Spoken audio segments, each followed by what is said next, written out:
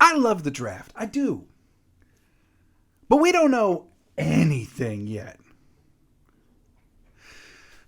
What the heck? Let's talk mock drafts today.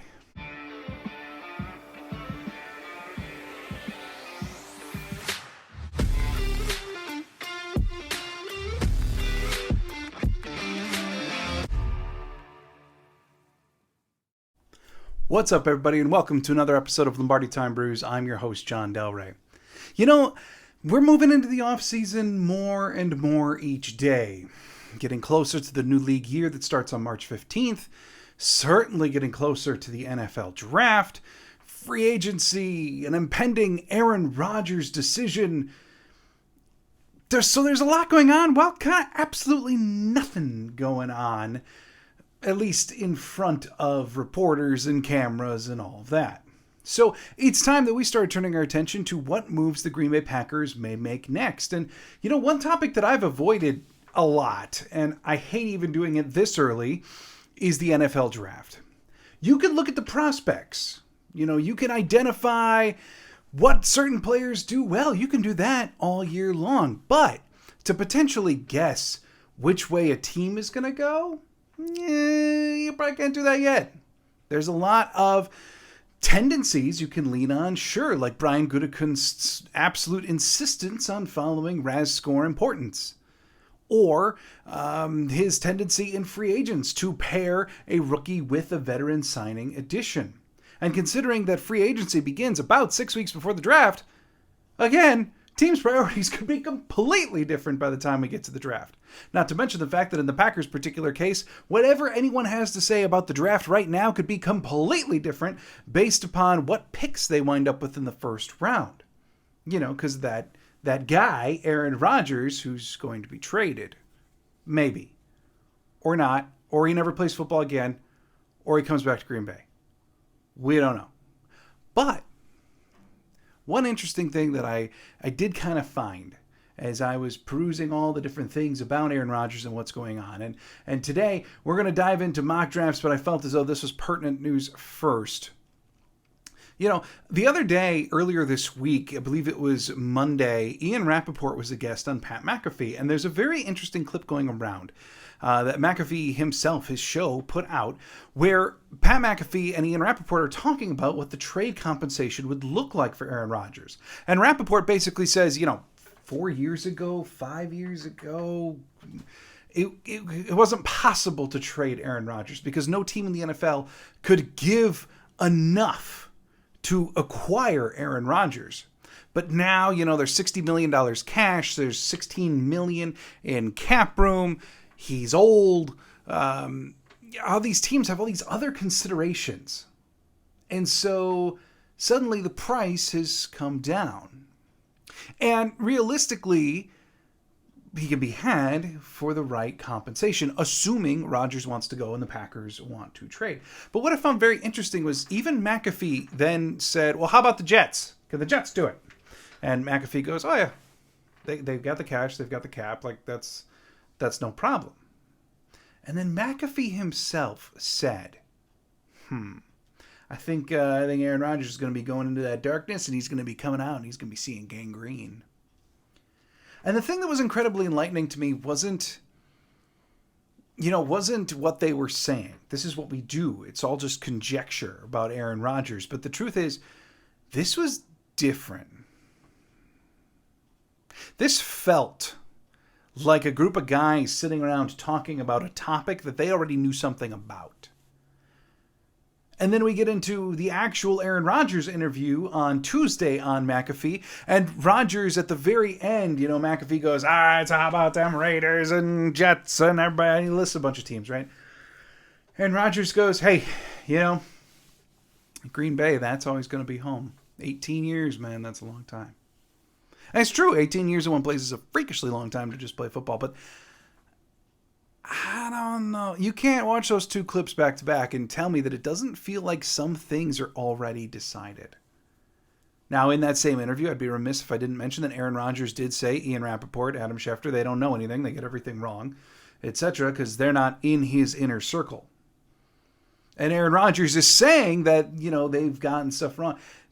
The only thing that I'd kind of take issue with Rodgers there is they've also said some stuff correctly over the last 3 years that Rodgers has kind of said has been wrong, which didn't actually wind up being wrong. I mean, let's not forget. Look, I am no fan of Adam Schefter. I think he has very questionable journalistic ethics. But the truth is, when he broke that draft day news story about Aaron Rodgers and his unhappiness, yeah, he said, in all likelihood, Aaron Rodgers will never play for the Packers again. And that is the way that it appeared at that time. But then you get to that press conference where Aaron Rodgers came back and he listed off basically his airing of grievances with the Green Bay Packers. And a lot of what Schefter had reported that summer was on that list. So, by all means, Ian Rapaport, Adam Schefter, they are not Aaron Rodgers' best friends. But to say that their reporting is completely and utterly unfounded, I think a lot of the time is a misnomer. I think they know something. Not to mention the fact that much of the reporting, as has been done in the last month, has been all from the Packers side of things. You know, Rapaport, Schefter, Peter King, the lot of them all talking about how the Green Bay Packers are potentially interested in moving on. And then, as I've noted on this channel before, they report that and then take a little step back. But this Monday conversation with McAfee didn't take any steps back. Rapaport was just straight up saying what it would cost realistically to get Aaron Rodgers in a trade, and it starts with a first-round pick. Probably a first-round pick, maybe a conditional first next year, depending on if he still plays, and then a competent player from there. Something like that seems to be the consensus amongst Rapaport, amongst others, several in the league. So, with all that being said, mock drafts are horrifically inaccurate. We don't know anything yet about what position may be picked, what free agents may be signed, who may be released, and where they're going to be picking based upon Aaron Rodgers. So let's do a survey of all the mock drafts that have been published so far, because we're just curious, and I think the thing to pick here isn't necessarily the players themselves. I think what can be noted is what a lot of people in the NFL identify weaknesses upcoming or existing on the Packers roster. I think that's the much more interesting conversation. So with that, I'm going to go through the list. I'm going to tell you because I have access to a lot of these different lists, and maybe you don't want to take the time to read them all. Whatever. I did. I compiled all the info, so I'm going to read through all of it here for you, just who they are picking, focusing on the first round, and then giving my thoughts as an overall summary as to who's being picked, what positions, etc., etc. So first, let's start off with CBS Sports, where a writer named Ryan Wilson, he had the Packers picking at 15, and he chose Luke Van Ness, edge from Iowa. By the way, you're going to notice that there's a couple of positions that I'm going to say a lot. Not so much names that I'm going to say a lot, except for a couple, but there is a trend. Luke Van Ness, first up, edge from Iowa, pretty commonly mocked to the Packers player. Another writer for CBS Sports, Chris Trapasso, he actually had the Packers trading in his mock draft, trading with the Raiders, so they wound up with picks both 7 and 15 in the first round. And at 7, he chose Tyree Wilson, edge from Texas Tech. And then at 15, he chose Luke Musgrave, tight end from Oregon State. Josh Edwards, writer for CBS, also chose a tight end, Michael Mayer, at 15, the tight end from Notre Dame, considered by many to be the top tight end in this class. And that pick was mirrored by another CBS writer, Kyle Stockpole, if I can read my own writing, Michael Mayer, tight end, Notre Dame as well. Jumping over to PFF, where Mike Renner, one of their most esteemed journalists and experts, wrote, he had pick 15 be Miles Murphy, the edge rusher from Clemson. So you can tell already I'm only 5 writers in, and here we have tight ends and edges all over the place. You may notice a trend. Over at Walter Football, a website that has been dedicated to the NFL draft for many, many years, their Charlie Campbell, he wrote at pick 15, the Green Bay Packers would pick Brian Branch, safety from Alabama.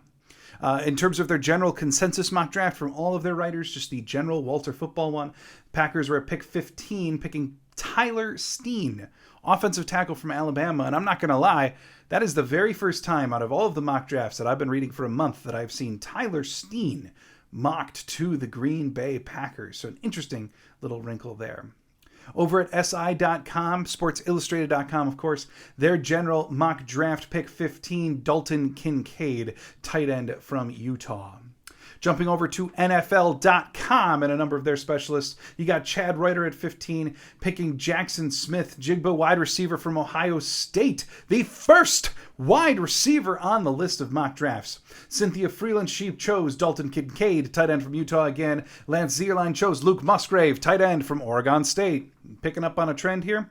Over at ESPN, you've got Todd McShay choosing Michael Mayer, tight end, Notre Dame. You've got Mel Kiper choosing Michael Mayer, tight end from Notre Dame. And then you've got Matt Miller choosing Brian Branch, safety from Alabama. At the Football Network, you've got James Fragoza. He actually pulled off a trade in his mock draft, except he was trading Aaron Rodgers to the Jets. So with pick 13, the Green Bay Packers select Quentin Johnson, wide receiver from TCU. And then at pick 15, they pair Quentin Johnson with Michael Mayer, tight end from Notre Dame.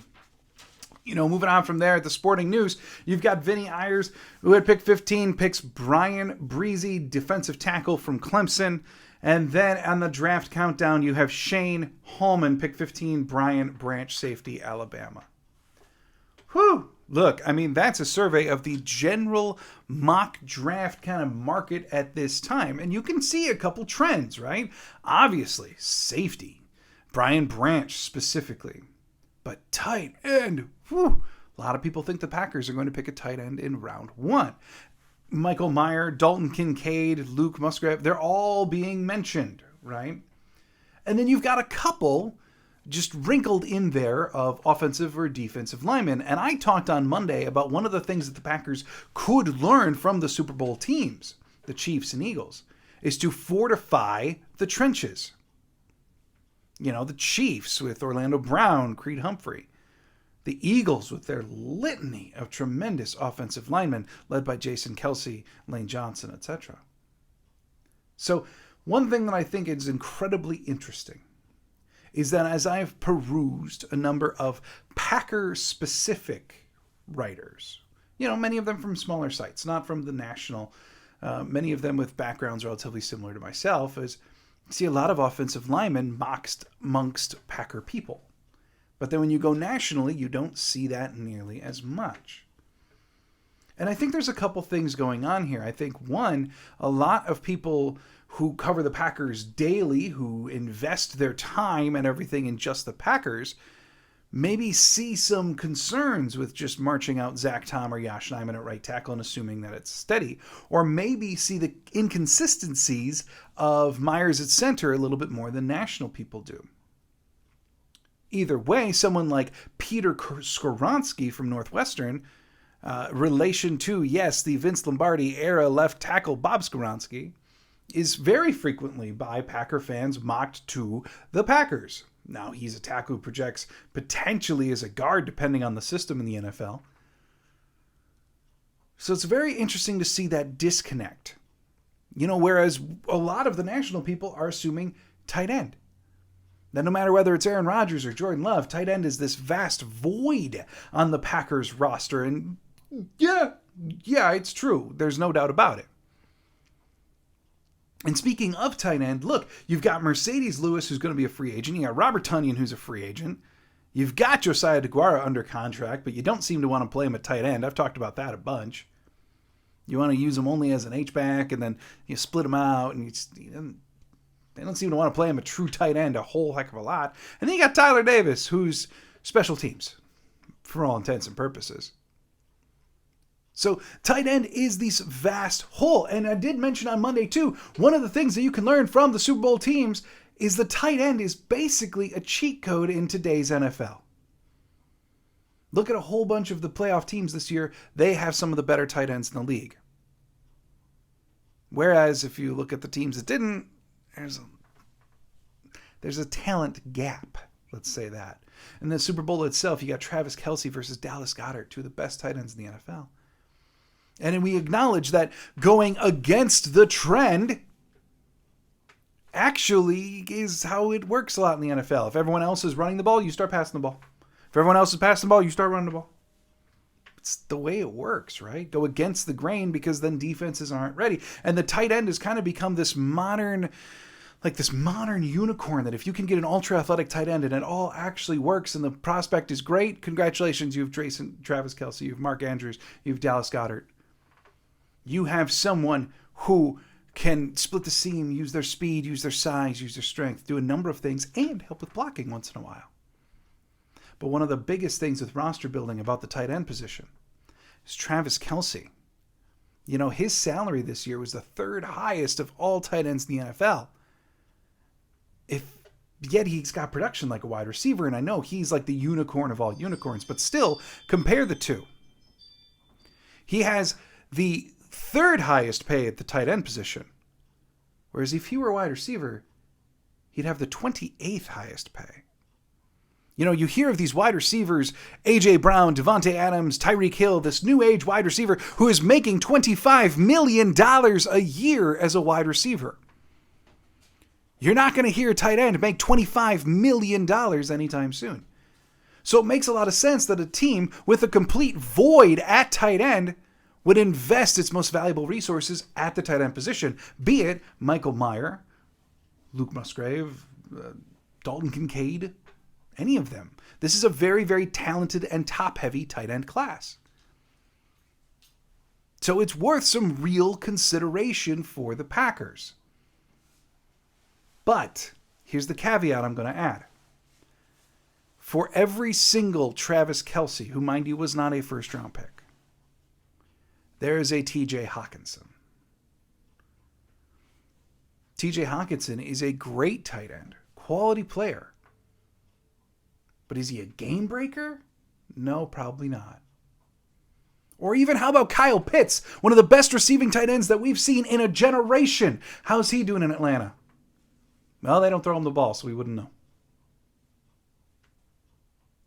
So tight end is this concern, right? And even then, even if you nail one, even if you pick the perfect tight end, generally they're not ready year one. They're not real heavy contributors in the rookie. Tight end is one of the hardest positions in the NFL to adapt to from college. There's too much going on. You have too much to learn.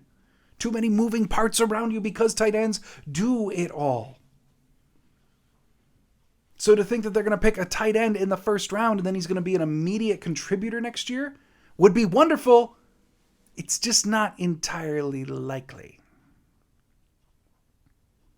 You know, other observations than that, we don't know anything about the RAS score, so whatever Brian Gutekunst is going to do, you know it's going to be determined by the RAS score. The correlations are evident. This has been publicized many times.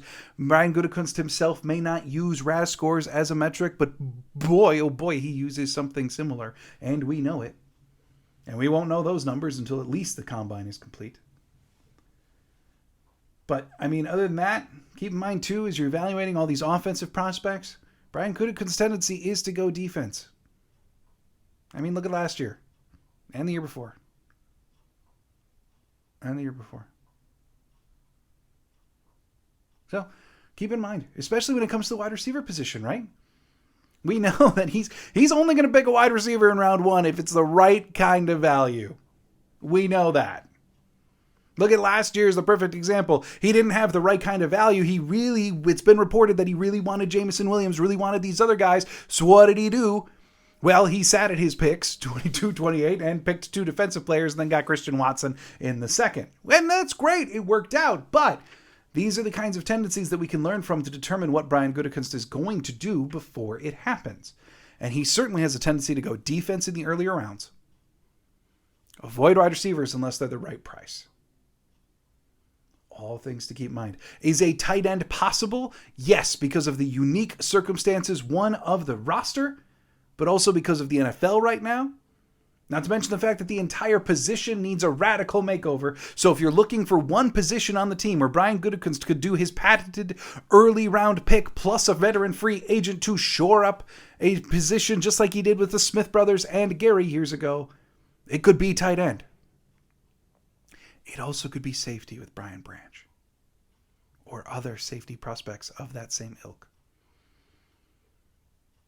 So, I know a bit of a disjointed episode for you today, but hey, there's my thoughts on where Aaron Rodgers is at right now as he's, wandering in a lights out house, collecting all of his thoughts. And again, All the power to him. I'm not judging him. I just want to know his answer so we can move on. Okay? But I do think McAfee, others, I think they know something, and I think they know something more than what they're saying. I'm just not buying the shtick right now. And you can see, nationally speaking, Packers have got their priorities for positions, don't they? There you have it. On Friday, I'll be back with more Packers content. Hope you enjoyed this episode of Lombardi Time Brews. If you haven't yet, hit like, hit share, hit subscribe. We are almost to 400 subs on YouTube. The Spotify number is growing as well. So really, thank you so much for being here after only 1 year putting out episodes. It means the world to me. I hope you're having a great Wednesday. And as always, go Pack Go.